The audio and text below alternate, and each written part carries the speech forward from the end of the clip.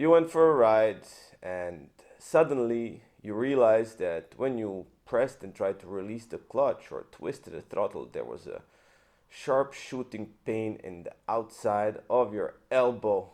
And the more you rode, the worse it gotten, and it gotten so bad that you can't carry things anymore, and you can't stretch your arm. It just hurts so much. You've been to the doctor, told you, oh my God, you have a tennis elbow, and you thought, oh my God, I don't even play tennis.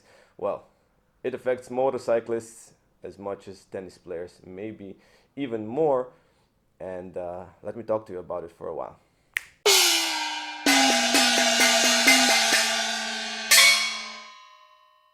Hello and welcome to Motolyzed. My name is Branko. This is a channel for all your motorcycle hungers and needs.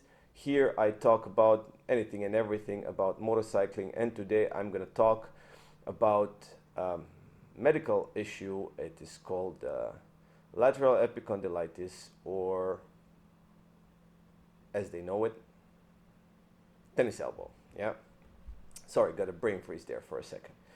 Anyways, this is inspired by my writing group, um, a bunch of guys, and we had at one point three guys that had the same issue at the same time, and they were properly suffering for it. One of them couldn't even ride anymore, and it took him a while to recover and get back in shape. And the worst thing that can affect a biker is that he can't ride. So um, being that I come from a background, we're not going to talk about my day job here, but I'm just going to tell you I know a few things about it. So when some things like this happen, my guys sit me down and ask me things, and I just tell them things. So right now I'm going to do it in exact same format as we did that day on the bench down in Al Qudra, where we had the long tennis elbow conversation. And I'm going to tell you how it's possible that you've gotten it. And if you've gotten it, what you can do to save yourself. And if you haven't gotten it, what you can do to actually, prevent it from happening.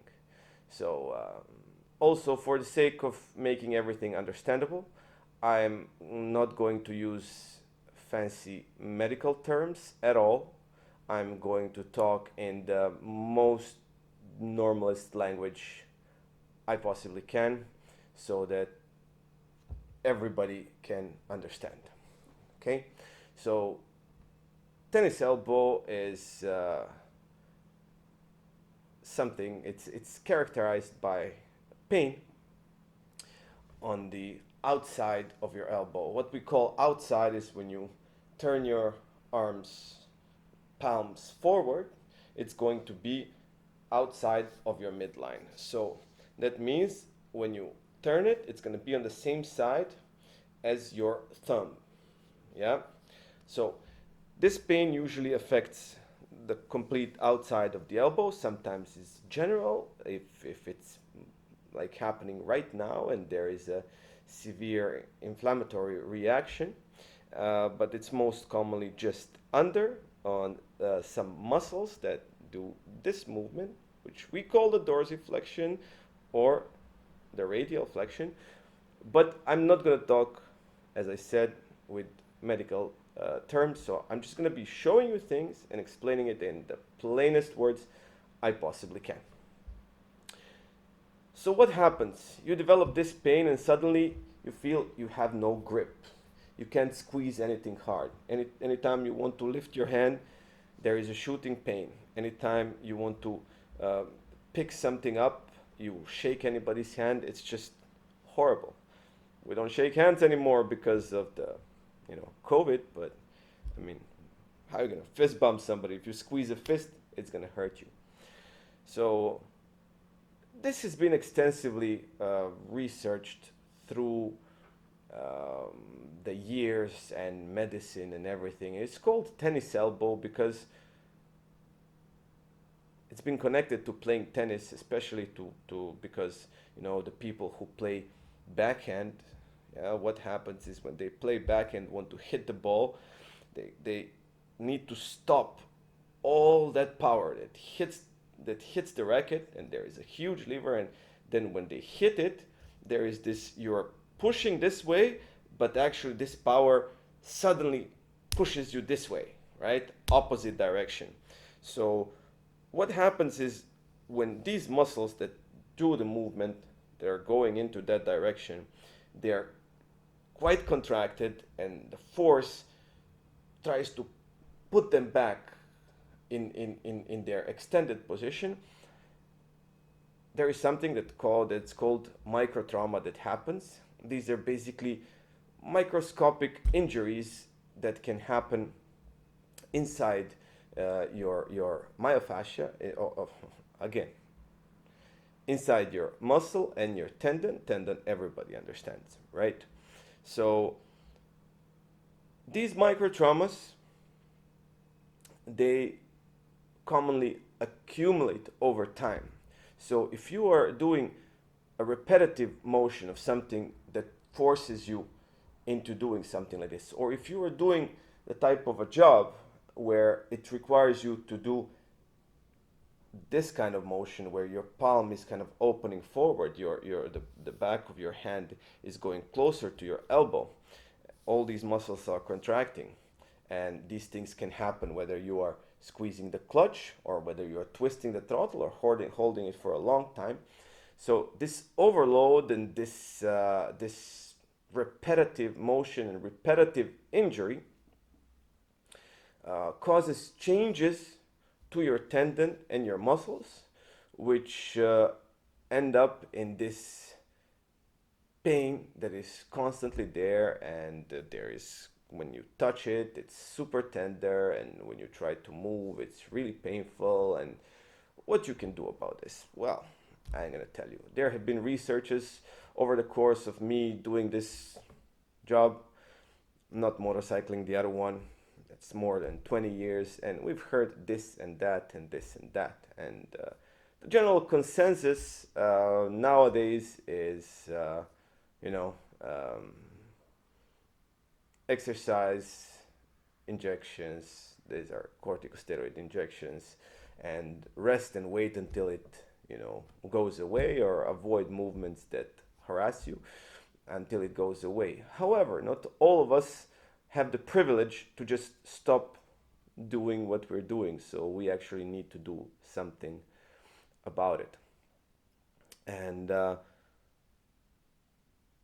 what we can do about it is we can modify what we are doing to actually help us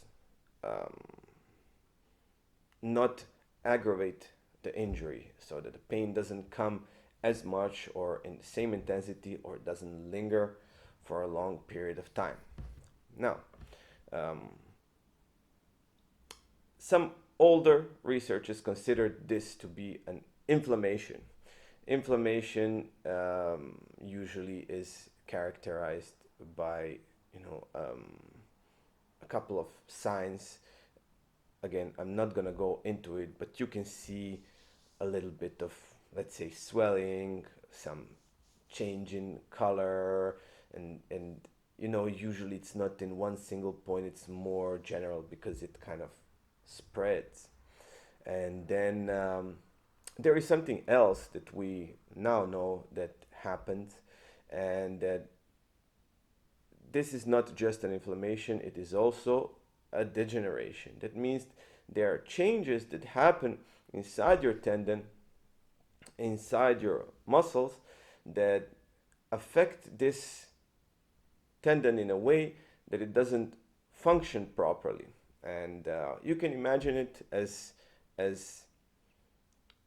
again, I'm simplifying this to the most basic way I can, so that you have a better picture of it in general. But let's say it's an overload, overuse injury, and changes happen. So all these micro traumas, all these small injuries, every time they happen, just like when you cut yourself, they form a scar, and then another one forms another scar, another one forms another scar. They're microscopic, but they accumulate. they accumulate. And where the scar tissue was from the previous one, it does not have the same ability to stretch and contract in the muscle or in the tendon. It doesn't have the same property that the healthy one would have. And it happens again and again and again. And suddenly you have a part of this tendon that is more scar than it is tendon. So what happens is that suddenly it takes less time for you to actually get aggravated, and it takes a longer time for you to get recovered, because you have less and less tendon that works properly and more of the scar that doesn't work properly, right? Okay. There are a number of ways where you can go to your healthcare provider, whether it's your orthopedist or your physiotherapist, that can assess you properly and advise you on the right course of action, whether it is some kind of physiotherapy, modality, manual therapy, different kinds of exercises, or it is something more from medical point of view, where you would go for a doctor. He would maybe give you some medication, advise some infiltration, some injections, maybe even surgery, which is actually happens more often than you would think, especially if the degeneration is quite large and it's been neglected for a long time. Now, I'm not going to go into that because I'm not here to give you medical advice as such. I'm going to come back to motorcycles and see how actually tennis elbow develops with motorcyclists, and what you can do to prevent it, because it's again, I don't want to give unsolicited medical advice through this platform, even though I probably could, but I'm not doing it. So I'm gonna go and talk to you about motorcycles. So let's talk about handlebars. Handlebars and positioning, the ergonomics and the proper biomechanics of what's happening when you're pressing the clutch, pressing the front brake, twisting the throttle. Okay, so you need a few ideas of what happens and a few ideas of what you can do to make it better. Now, first is the ergonomics. In order to properly twist the throttle, if we want to twist the throttle, we always go into this what we call dorsiflexion. So if you're set up in a position on a motorcycle where you are already kind of sitting with a bit of a dorsiflexion and then pushing it a little more, it requires more contraction to do the same amount of work, because your muscle is not elongated enough. Just like the suspension on your motorcycle, if you want it to work most optimally, you don't want it in the extremes on the top, on the bottom. You want it to work somewhere in the mid-range, right? You don't want it to work at the top, as would be if you're riding a motorcycle and your hands are all the way forward and then twisting to the middle and back, or the opposite, if you're there and pulling back. Okay, so you want to understand how long is actually the travel of your throttle, okay, and to set yourself up to be kind of neutral within the travel. So neutral within the travel. Also, you will know how much free play you have there, and every time you get off the throttle, you kill the free play. This is where you want to be neutral and have the best torque and the best travel to work without going to the extremes of this contraction when your hand is doing that, right? The same goes for the brake. So now, if I'm on the brake with my two fingers, right, and what happens very often, and this happens. I don't know how your bike is set up, or anybody advised you about the ergonomics of your hand controls. And this is what I'm going to be talking about basically, is if you want optimal performance and you don't want to be tired and you want to be able to drive for a long time and have the best modulation, you should try not to pull the brake or pull the clutch. Instead, you should try to squeeze the brake and squeeze the clutch. So we're talking about not pulling, not because you will see people pulling. No, squeeze it, especially the brake, because the brake, you want the brake to, if you're not just modulating where it's just a small press, you want the brake when you are decelerating. Yeah, so as you are decelerating, you want to brake. You don't want to brake and accelerate. If you set your controls like that when you want to press, you pull, you're going to accelerate and brake at the same time. So you want to set it like this so that you squeeze and press. And the same goes to the clutch. If you set your clutch in a sense that you have to pull it, especially if you're riding in heavy traffic and you are on a lot of always modulating, if you're riding, for example, off-road, and you have to spend a lot of time on the clutch, especially if your clutch is a bit harder and you are maybe not that strong, it's going to get super tired. So set it up like that so that instead of pulling, you are squeezing. So roll over it and squeeze. So you don't really move too much your wrist.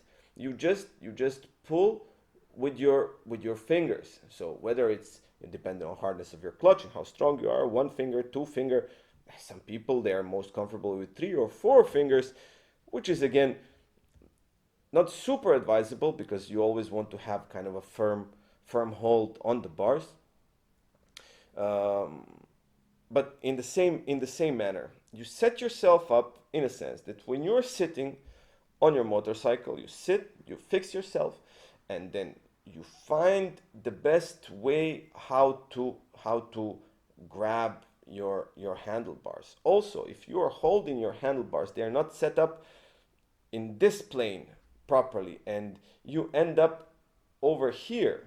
Like if they're too swayed back, or your shoulders are too wide, or your shoulders are too narrow, so that when your hand in this plane is pulled this way, this can also be aggravating, especially if you're holding here and now trying to press and you are in this movement, which we call the ulnar deviation. Okay, so when you go here and pulling, this can also be quite aggravating. So not only that you should set your proper height and proper level to be squeezing rather than pulling, okay, you should also set it here. If your bars are not clip-ons, then what you're gonna do, change the bars. Bars are cheap, right? You don't have to change the height, you don't have to change it, just change the bars. Make them wider, make them flatter, make them rounder, whatever fits you properly so that you can be as neutral as possible, right? So I came to the end of this quite fast. I didn't expect it. Anyway, so from this point of view, we understand that we don't want to be pulling, we don't want to be going outwards, we want to be neutral, we don't want any extra loading, right? And we want to spend the least amount of time in these movements. Having cruise control, throttle locks, especially if you're touring, things like this helps a lot, because just imagine if you're not set up right and you're pulling your throttle hand like this for a long period of time. I mean, it's a lot.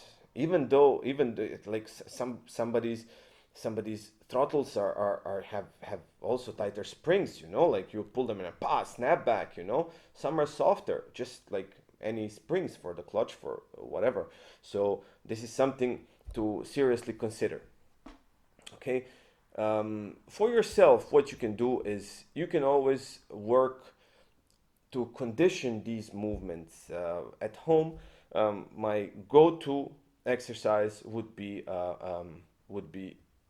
home. You don't need anything massive, anything special. I'm not gonna tell you make this special tool, grab a dumbbell. I'm gonna tell you something that everybody has at home, and that's a towel, right? So grab a towel and then twist it, twist it, twist it, as if you were to squeeze water out of it, and then just keep squeezing, keep squeezing. It's gonna provide you enough, but you squeeze and release, squeeze and release, squeeze and release, working that range of motion that we spoke about, so that it's tightest there in the neutral, and squeeze and release, and squeeze and release, and practice it as you would practice it if you were to go to the gym.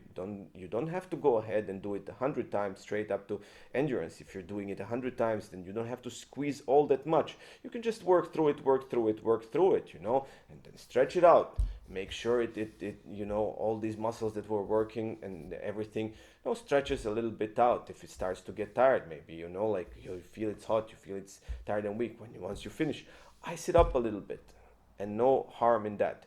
But if you know that this might be a problem, so you know that you're not 100% perfectly set up ergonomically because of the styling of the bike, because of the way you are built, whatever reason, okay, if you don't want to change the style of your bike, you want these bars, like this is something, then you should prepare yourself for these situations.